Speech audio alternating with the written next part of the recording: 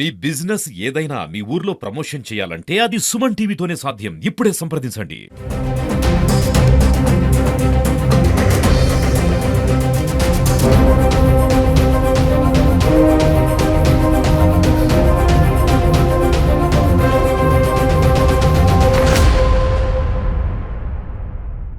Srikalahasti Janasena party మాజీ incharge Vinutha కోట driver Srinivasulu alias Rayudu హత్య కేసులో కీలకమైనటువంటి మలుపు తిరుగుతోంది.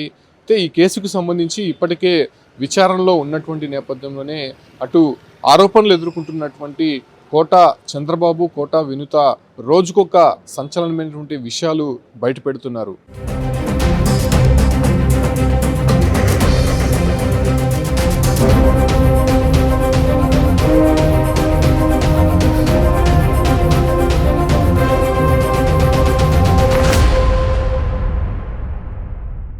అంటే 25 జూలై జరిగినటువంటి హత్యకి సంబంధించి రాయుడు మృతదేహం చెన్నైలోని కువం నదిలో వెలికి తీశారు. అయితే స్థానికంగా ఉన్నటువంటి 7 వెల్స్ పోలీస్ స్టేషన్లో ఈ కేసు నమోదు చేసినటువంటి పరిస్థితి. అయితే చెన్నై సెషన్స్ కోర్టు అప్పుడు ఉన్నటువంటి ఈ ఆరోపణలు ఎదుర్కొన్నటువంటి నలుగురు పైన కేసు నమోదు చేసి రిమాండ్కి కూడా తరలించారు. అయితే ఈ కేసులో ప్రధానంగా వినుతా కోట భర్త చంద్రబాబుతో పాటు వినుతా కోట, అదే రకంగానే గోపి, శివకుమార్, షేక్ దశరథ్ అనేటువంటి ఈ ఒక్క 5 మందిని ఈ కేసులో చేర్చడం జరిగింది. వాళ్ళంతా కూడా రిమాండ్కి వెళ్ళి బెయిల్ పైన కూడా తిరిగి వచ్చినటువంటి పరిస్థితి. అయితే అప్పటి నుంచి కూడా అటు డ్రైవర్ రాయుడు అప్పట్లో మాట్లాడినటువంటి వీడియో కావచ్చు, లేకపోతే మరిన్ని ఆధారాలతో వాళ్ళు ఈ ఒక్క మీడియా ముందుకు వస్తూనే ఉన్నారు. అయితే నిన్న తాజాగా కోట చంద్రబాబు విడుదల చేసినటువంటి వీడియోలో కొన్ని సంచలనమైనటువంటి విషయాలు బయటపెట్టాడు. అయితే ఇటీవలే చెన్నై సంబంధించినటువంటి 7 వెల్స్ పోలీసులు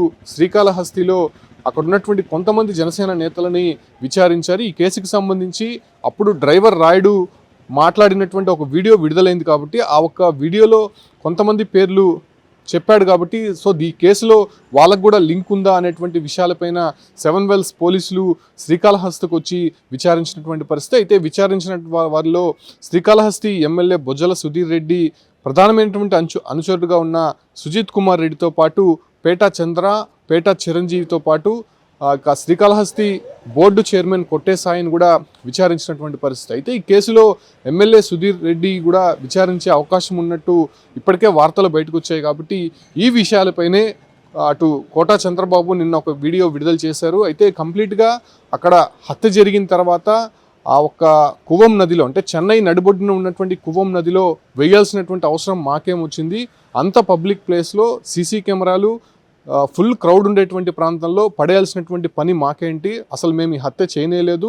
మేము 25 జూలై మా మామగారికి ఆరోగ్యం సరిలేకపోతే చెన్నైలోని అపోలో హాస్పిటల్లో ఉన్నాము. దానికి సంబంధించినటువంటి కార్ వ్యాలెట్ పార్కింగ్ కావచ్చు, లేకపోతే అక్కడ హాస్పిటల్ రిపోర్ట్స్ అన్నీ కూడా ఆయన చూపిస్తూ మాకు ఈ హత్యకి సంబంధం లేదు, మా పైన కుట్ర జరిగింది, కావాలనే రాజకీయ ఉద్దేశంతోనే మమ్మల్ని పక్కన పెట్టాలనేటువంటి ఒక ఆలోచనతో ఇక్కడ ఉన్నటువంటి ప్రజాప్రతినిధులు చేసినటువంటి పనిగా ఆయన చెప్పుకొని వచ్చాడు. త్వరలోనే దీనికి సంబంధించినటువంటి పూర్తి ఆధారాలతో మీడియా ముందుకు వస్తాము.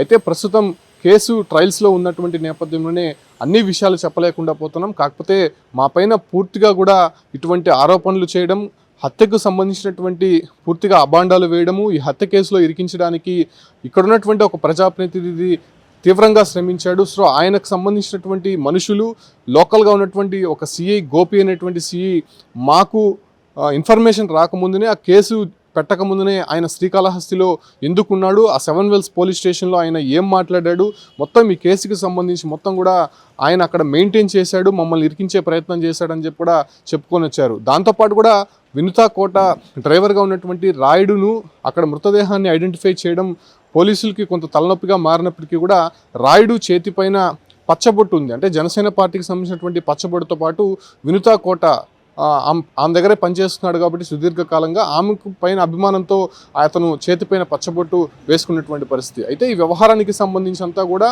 ఎందుకు చంపాల్సి వచ్చింది, అసలు హత్య ఎందుకు జరిగింది, ఎందుకు డ్రైవర్ రాయుడు పైన కోట చంద్రబాబు వినుత కోపం పెంచుకున్నాడు దానిపైన కూడా మొదట వచ్చినటువంటి ఇన్ఫర్మేషన్ ప్రకారము కోటా వినుతకు సంబంధించినటువంటి పర్సనల్ వీడియోస్ కావచ్చు, వాళ్ళకి సంబంధించినటువంటి రాజకీయపరమైనటువంటి ముఖ్య విషయాలను ఎమ్మెల్యే సుధీర్ రెడ్డికి చేరవేస్తున్నారు. అటు రాజకీయంగా వీళ్ళని అనగదొక్కాలనేటువంటి ప్రయత్నంలోనే రాయుడును పావుగా ఎమ్మెల్యే సుధీర్ రెడ్డి వాడుకున్నారనేటువంటి విషయాలు మొదట కోటా వినుత దంపతులు చెప్తూ వచ్చారు. అయితే అటు తర్వాత కాలక్రమేణా ఈ యొక్క కేసుకు సంబంధించి అటు ఎమ్మెల్యే సుధీర్ రెడ్డి రెస్పాండ్ అయ్యారు. తనకేమీ సంబంధం లేదు, దీనిపైన సిట్టు విచారణకైనా తను సిద్ధంగా ఉన్నానని చెప్పి ఆయన చెప్పుకొని వచ్చాడు. దాంతోపాటు కూడా రాయుడుకి సంబంధించినటువంటి చెల్లెలు ఎవరైతే ఉన్నారో ఆమె కూడా సంచలనమైనటువంటి విషయాలు బయటపెట్టింది. అయితే మొదట్లో రాయుడు చెల్లెలు పూర్తిగా రాజకీయ పార్టీ నేతలు, అటు టీడీపీ జనసేన పార్టీ నేతలపైన ఆరోపణలు చేశారు. తర్వాత కాలక్రమేణా ఎమ్మెల్యే సుధీర్ రెడ్డికి సంబంధం లేదు, ఖచ్చితంగా జనసేన పార్టీకి సంబంధించినటువంటి అప్పుడున్నటువంటి కోటా వినుత చంద్రబాబు దంపతులకు మాత్రమే ఈ కేసులో సంబంధం ఉంది, ఖచ్చితంగా వాళ్ళే హత్య చేశారని చెప్పి కూడా ఆమె కూడా చెప్పుకొని వచ్చింది. సో ఇవన్నీ కూడా ఒక సైకిల్ లాగా తిరుగుతున్నటువంటి నేపథ్యంలోనే ఈ కేసుకు సంబంధించి పూర్తిగా వివరాలు మాత్రం అటు చెన్నై 7 Wells పోలీసులు రాపట్టే ప్రయత్నం చేస్తున్నారు. కంప్లీట్గా వాళ్ళ దగ్గర ఉన్నటువంటి ఆధారాలు కావచ్చు, లేకపోతే వినుత కోటా వెళ్ళిచ్చినటువంటి కొన్ని ఆధారాలను బేస్ చేసుకొని శ్రీకాళహస్తిలో ఉన్నటువంటి జనసేన నేతలనే కీలకంగా విచారిస్తున్నటువంటి పరిస్థితి. ఇప్పటికే పేటా బ్రదర్స్తో పాటు కొట్టే సాయిని జనసేన పార్టీలోనే వీళ్ళు ముగ్గురు కీలకంగా ఉన్నారు కాబట్టి వీళ్ళ ముగ్గురిని విచారించారు.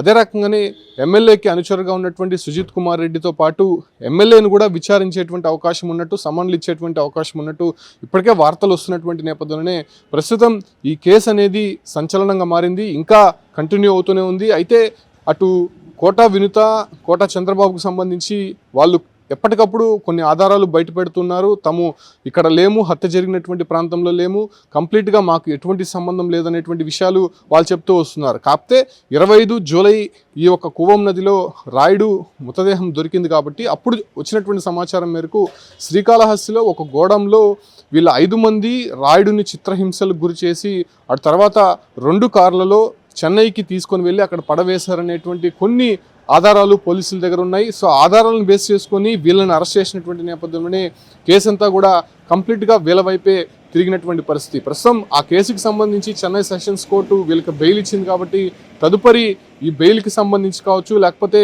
కేసు విచారణకు సంబంధించి పూర్తిగా విచారణ వేగవంతం చేసినటువంటి నేపథ్యంలోనే ప్రస్తుతం ఈ కేసులో కొన్ని ఆధారాలు బయటపెట్టినటువంటి కోటా వినుత బ్రదర్స్కి సంబంధించి ప్రస్తుతం సంచలనంగా మారింది. ఈ కేసు పైన కంప్లీట్గా 7 Wells పోలీసులు విచారణ జరుపుతున్నారు కాబట్టి ఎవరు నిర్దోషులు, ఎవరు నిందితులు అనే దానిపైన కూడా వాళ్ళే తేల్చాల్సి ఉంది. కాకపోతే అటు ఎమ్మెల్యే సుధీర్ రెడ్డి ప్రోద్బలంతో, రాజకీయ బలంతో తమను ఇరికించే ప్రయత్నం చేస్తున్నారని వీళ్ళు అంటుంటే, అటు ఎమ్మెల్యే వర్గం మాత్రము ఖచ్చితంగా వీళ్ళు రాజకీయంగా ఎదుర్కోలేక ఇలాంటి హత్యలు చేసి తమ పైన ఊరికి అబాండాలు వేస్తున్నారు. దీనిపైన స్పెషల్ ఇన్వెస్టిగేషన్ టీం కూడా విచారించి పూర్తిగా కూడా దీన్ని వెలుగులోకి తీసుకురావాలని చెప్పి కూడా ఆయన ఓవైపు డిమాండ్ చేసినటువంటి పరిస్థితి కనిపిస్తుంది.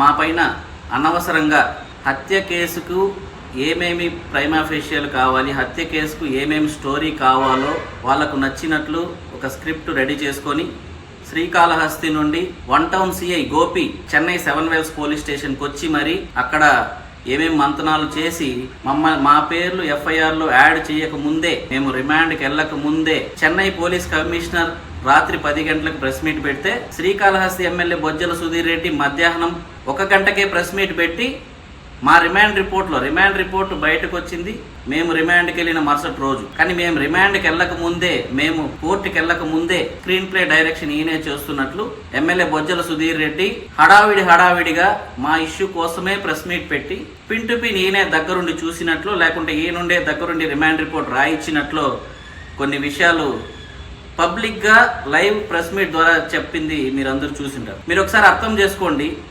మా పేర్లు ఎఫ్ఐఆర్లో యాడ్ చేయకముందు, మేము కోర్టుకు కూడా వెళ్ళకముందు కేసు ఇన్వెస్టిగేషన్ చేస్తూ ఉండగా చెన్నై పోలీస్ కమిషనరే రాత్రి 10 గంటలకు ప్రెస్ మీట్ పెడితే అది కూడా ఆయన క్లారిటీగా చెప్పలేని పరిస్థితిలో ఉంటే అక్కడ కొంతమంది విలేకరులు అది ఆత్మహత్యనా హత్యనా అని అడిగితే మేము ఎలాగైనా క్రియేట్ చేసుకుంటామని ఆయన చెప్పిన వీడియోలన్నీ మీరు చూసింటారు. ఇక్కడ శ్రీకాళహస్తి ఎమ్మెల్యే ప్రెస్ మీట్ పెట్టి మరి ఇటు వెళ్ళారు, అటు వెళ్ళారు, అటు చేశారు, ఇట్లా చేశారని ఈయన చెప్పాడంటే ఈయన అక్కడ పోలీసులకి స్క్రిప్ట్ ఇచ్చాడా, ఈయన ఇక్కడ నుంచి సిఐని పంపించి అక్కడ ఏమేం డ్రామాలు ప్లే చేశాడు, ఏమేం విషయాలు ప్లే చేశాడు అన్ని విషయాలు మాకు తెలుసు.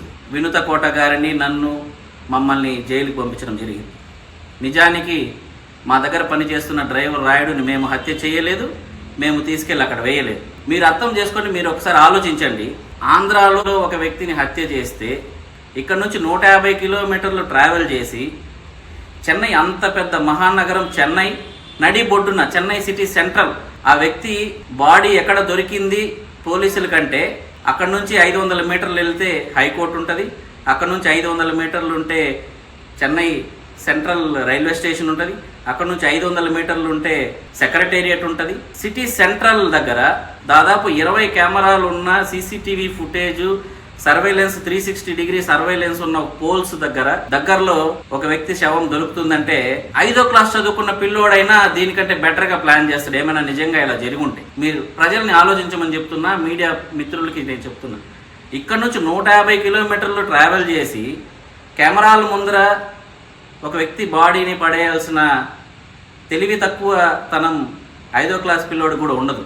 నిజంగా ఇక్కడ హత్య జరిగి బాడీని తీసుకెళ్ళి పెట్టాలంటే వెళ్ళేదారిలోనే వందల ప్లేసులు జనాలకు దొరుకుతాయి.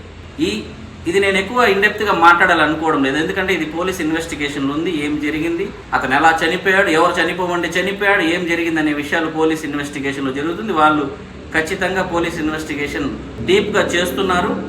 ఆ అప్డేట్స్ అన్ని మీరు చూస్తున్నారు, ఎవరెవరు ఇన్వాల్వ్మెంట్ ఉంటుంది, ఎందువల్ల ఇలా జరిగింది, ఇవన్నీ. సో నేను చెప్పదలుచుకున్నా, జూన్ 25 మా మామగారికి యాక్సిడెంట్ అయితే జూన్ 25 మేము అపోలో హాస్పిటల్ మా మామగారిని అడ్మిట్ చేయడం జరిగింది. అక్కడ వారం రోజులు అపోలోలో ఉండడం జరిగింది. డిశ్చార్జ్ అయిన తర్వాత కూడా మేము తరచూ చెన్నై అపోలో హాస్పిటల్కి వెళ్తూ ఉండడం జరిగింది. ఆ క్రమంలో భాగంగానే 7వ తారీఖు నేను మా మామగారిని చెన్నై అపోలోకి తీసుకెళ్లడం జరిగింది. నేను మీకు అన్ని పంపిస్తాను, Chennai Apollo hospital bills, Apollo హాస్పిటల్లో మా కార్ పార్క్ చేసిన వాలెట్, పార్కింగ్ డీటెయిల్స్ మీరు ఎవరైనా చెక్ చేసుకోవచ్చు. అపోలో హాస్పిటల్ సీసీటీవీ ఫుటేజ్ తీసుకుని చెక్ చేసుకోవచ్చు. నేను క్లుప్తంగా చెప్పాలనుకుంటున్నాను. సో ఈ ఇష్యూ వెనక చాలా పెద్ద కుట్రకోణం ఉంది. మా పార్టీ నుంచి మమ్మల్ని సస్పెండ్ చేయించాలని ఒక మహిళ రాజకీయంగా బలంగా పోరాటం చేస్తూ, ప్రజల కోసం పోరాటం చేస్తూ, ప్రజల్లో మంచి పేరు తెచ్చుకుంటూ, పార్టీ అధిష్టానం దగ్గర మంచి పేరు తెచ్చుకుంటూ, కూటమి ప్రభుత్వంలో బలమైన ప్రత్యామ్నాయంగా ఎదుగుతూ ఉండడం చూసి ఓర్వలేక తన రాజకీయ ప్రాబల్యాన్ని తగ్గించేందుకు, తనని రాజకీయ జీవితాన్ని సమాధి చేయడంలో భాగంగా కుట్రపూరితంగా మమ్మల్ని లేనిపోని హత్య కేసులో మమ్మల్ని ఇరికించారు.